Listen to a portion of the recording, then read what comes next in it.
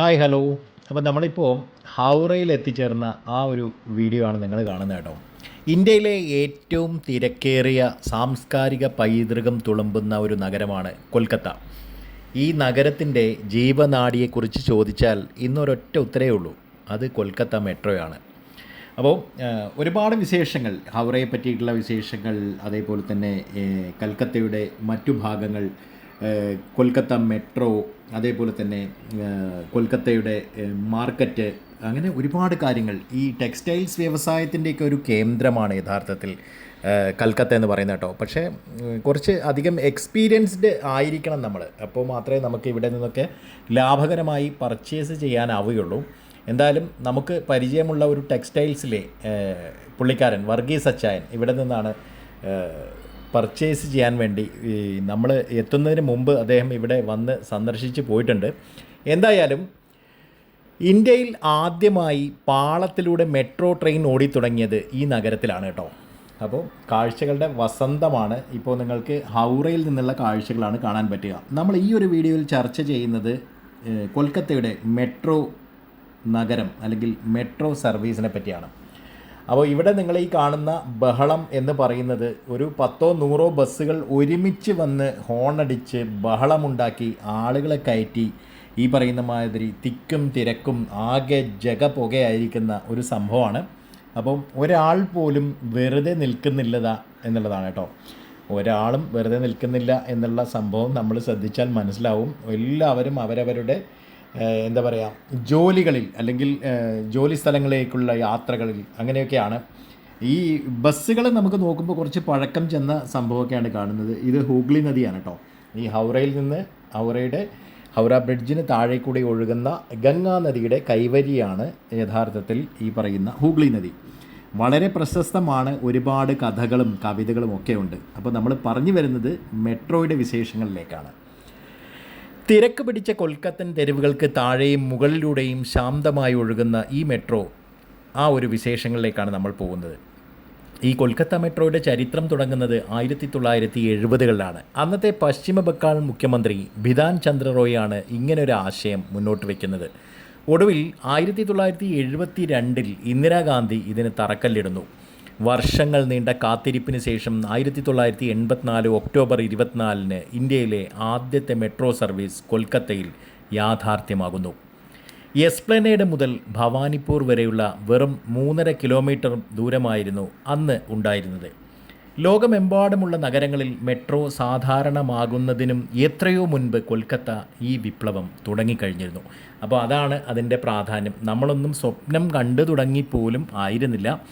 ലോകത്ത് പല ഭാഗങ്ങളിലും ആ തരത്തിൽ തന്നെയായിരുന്നു മെട്രോ എന്ന ആ ഒരു സർവീസിൻ്റെ കഥ. എന്തായാലും കൊൽക്കത്ത ഒരുപാട് ദൂരം മുന്നോട്ട് പോയി. നഗരത്തിൻ്റെ വടക്കേ അറ്റം മുതൽ തെക്കേ അറ്റം വരെ ബന്ധിപ്പിക്കുന്ന ബ്ലൂ ലൈനാണ് ഇവിടുത്തെ പ്രധാന പാത. ഈ ദക്ഷിണേശ്വർ മുതൽ കവി സുഭാഷ് വരെ നീളുന്ന ഈ പാത കൊൽക്കത്തക്കാരുടെ നിത്യജീവിതത്തിൻ്റെ ഭാഗവുമാണ്. മറ്റ് നഗരങ്ങളിലെ മെട്രോയിൽ നിന്നും കൊൽക്കത്തയെ വ്യത്യസ്തമാക്കുന്നത് ഇവിടുത്തെ സ്റ്റേഷനുകളാണ്. ഓരോ സ്റ്റേഷനിലും ബംഗാളിൻ്റെ കലയും സാഹിത്യവും സംസ്കാരവും ചുവർ ചിത്രങ്ങളായും ശില്പങ്ങളായും നമുക്ക് കാണാം. സത്യജിത് റേയെയും രവീന്ദ്രനാഥ ടാഗോറുമൊക്കെ സ്റ്റേഷൻ പേരുകളായും ചിത്രങ്ങളായും യാത്രക്കാർക്കൊപ്പം ഈ ട്രെയിനിൻ്റെ സൈഡ് ചേർന്ന് സഞ്ചരിക്കുന്നു. ഇന്ത്യയുടെ അഭിമാനം എന്നല്ലാതെ മറ്റെന്തു പറയാൻ. 2024-ൽ കൊൽക്കത്ത മെട്രോ മറ്റൊരു ചരിത്രം കൂടി കുറിച്ചു. ഇന്ത്യയിലെ ആദ്യത്തെ അണ്ടർ വാട്ടർ മെട്രോ. ഹൂഗ്ലി നദിക്കടിയിലൂടെയുള്ള ഈ യാത്ര ഒരു അത്ഭുതം തന്നെയാണ്. ഈ സമുദ്രനിരപ്പിൽ നിന്ന് അല്ല, നദീനിരപ്പിൽ നിന്ന്, ഹൂഗ്ലി നദിയുടെ നദീനിരപ്പിൽ നിന്നും ഏകദേശം 32 മീറ്റർ ആഴത്തിലാണ് ഈ ടണൽ നിർമ്മിച്ചിരിക്കുന്നത്. ഈ ടണലിലൂടെയാണ് മെട്രോ കടന്നു പോകുന്നത്. നദിക്ക് കീഴേ, നദി തന്നെ എത്രയോ വീതി ഉണ്ട് കേട്ടോ. നല്ല വീതിയുള്ള നദിയാണ്. നിങ്ങൾക്ക് ഈ ദൃശ്യങ്ങളിലൊക്കെ കാണാനായിട്ട് പറ്റും. ഹൗറയെയും കൊൽക്കത്തയെയും ബന്ധിപ്പിക്കുന്ന ഈ റൂട്ട് യാത്രികർക്ക് നൽകുന്നത് വേഗതയേറിയതും മനോഹരവുമായ യാത്രാനുഭവമാണ്. ഈ ടണലിനുള്ളിലൂടെ ട്രെയിൻ പോകുമ്പോൾ ഒരു നീല വെളിച്ചം തെളിയുന്നത് നദിക്കടിയിലൂടെയാണ് നമ്മൾ സഞ്ചരിക്കുന്നത് എന്നതിൻ്റെ സൂചനയാണ്. പഴയ റാക്കുകളിൽ നിന്നും അത്യാധുനിക എയർ കണ്ടീഷൻ കോച്ചുകളിലേക്ക് കൊൽക്കത്ത മെട്രോ മാറിക്കഴിഞ്ഞു. ഇന്ന് green line, purple line, orange line എന്നിങ്ങനെ നഗരത്തിൻ്റെ എല്ലാ ഭാഗങ്ങളിലേക്കും മെട്രോ ശൃംഖല വ്യാപിക്കുകയാണ്. ഹൗറ മൈതാൻ സ്റ്റേഷനാണ് ഇന്ന് ഇന്ത്യയിലെ ഏറ്റവും ആഴത്തിലുള്ള മെട്രോ സ്റ്റേഷൻ. സാങ്കേതികമായി ഏറെ വെല്ലുവിളികൾ നിറഞ്ഞതായിരുന്നു ഈ നിർമ്മാണങ്ങളെല്ലാം തന്നെ. എങ്കിലും കൊൽക്കത്തയിലെ ഗതാഗതക്കുരുക്കിന് വലിയൊരു പരിഹാരമായാണ് മെട്രോ നിലകൊള്ളുന്നത്. ഈ കൊൽക്കത്തയുടെ പൈതൃകവും ആധുനികതയും ഒത്തുചേരുന്ന ഒരിടമാണ് ഇവിടുത്തെ മെട്രോ റെയിൽ. വെറുമൊരു യാത്രാ സൗകര്യം എന്നതിലുപരി കൊൽക്കത്തയുടെ വികസനത്തിൻ്റെ അടയാളം കൂടിയാണിത്. നിങ്ങളും കൊൽക്കത്തയിൽ വരുമ്പോൾ ഈ ചരിത്ര യാത്രയുടെ ഭാഗമാകാൻ മറക്കരുത്. എൻ്റെ കയ്യിലുള്ള ഈ ദൃശ്യങ്ങളിലൂടെ കൊൽക്കത്ത മെട്രോയെക്കുറിച്ച് നിങ്ങൾ ഏകദേശ ധാരണ ലഭിച്ചു എന്ന് കരുതുന്നു. ഒരുപാടൊന്നും വീഡിയോസ് എടുക്കാനൊന്നും എനിക്ക് കഴിഞ്ഞില്ല. ഈ വീഡിയോ ഇഷ്ടപ്പെട്ടാൽ ലൈക്ക് ചെയ്യാനും ഷെയർ ചെയ്യാനൊന്നും മറക്കരുത് കേട്ടോ. അപ്പം ഈ തിരക്ക് കൂടിയ തെരുവുകളുടെയും അതേപോലെ തന്നെ പഴയ ബ്ലാക്ക് ആൻഡ് വൈറ്റ് കാലത്തെ ചരിത്രത്തിൻ്റെയും ഒക്കെ ഒരു അകമ്പടി യഥാർത്ഥത്തിൽ അത് വല്ലാത്തൊരു അനുഭവം തന്നെയാണ് അല്ലേ? തീർച്ചയായിട്ടും. പക്ഷേ ഒരുപാട് വികസനം വഴിമുട്ടി നിൽക്കുന്ന ഒരു പാതയിലാണോ ഇപ്പോൾ വെസ്റ്റ് ബംഗാൾ എന്നുള്ളത് നമ്മളെ ഏവരെയും ചെറിയ ആശങ്കാകുലരാക്കുന്ന ഒരു സ്ഥിതിവിശേഷം നമുക്ക് കാണാം.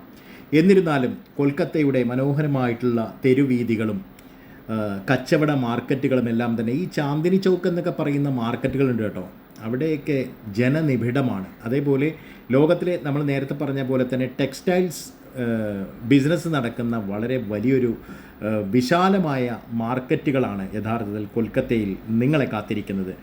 എന്തായാലും കൊൽക്കത്തയിൽ ഒരു കുറച്ച് ദിവസങ്ങളുടെ യാത്രാ പരിപാടി സംഘടിപ്പിച്ച് ജീവിതത്തിൽ ഒരിക്കലെങ്കിലും നിങ്ങൾ ഇവിടം സന്ദർശിക്കണം എന്നാണ് എനിക്ക് പറയാനുള്ളത്. അതേപോലെ തന്നെ മറ്റൊരു പ്രധാനപ്പെട്ട കാര്യം എന്ന് പറയുന്നത് കൊൽക്കത്തയുടെ യാത്രാ സൗകര്യങ്ങളാണ്.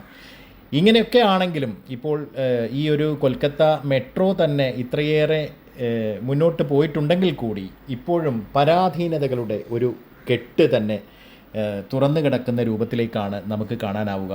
ഈ മാർക്കറ്റുകളുടെയും ബസ് സ്റ്റാൻഡുകളുടെയും ഒക്കെ ശോചനീയമായിട്ടുള്ള ഒരവസ്ഥ നമുക്ക് ഒറ്റ നോട്ടത്തിൽ തന്നെ മനസ്സിലാകുന്ന കാര്യമാണ്.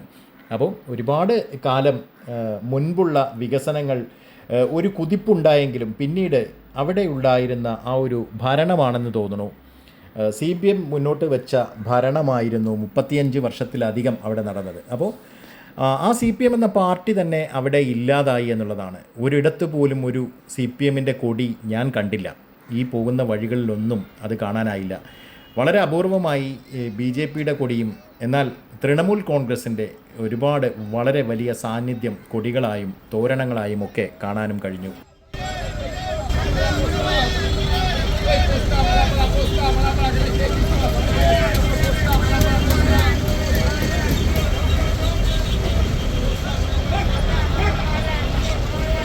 ഹൗറയുടെ മറ്റു വിശേഷങ്ങളുമായും കൊൽക്കത്തൻ വിശേഷങ്ങളുമായിട്ട് നമ്മൾ മറ്റൊരു വീഡിയോയിൽ വീണ്ടും വരാം. Good bye.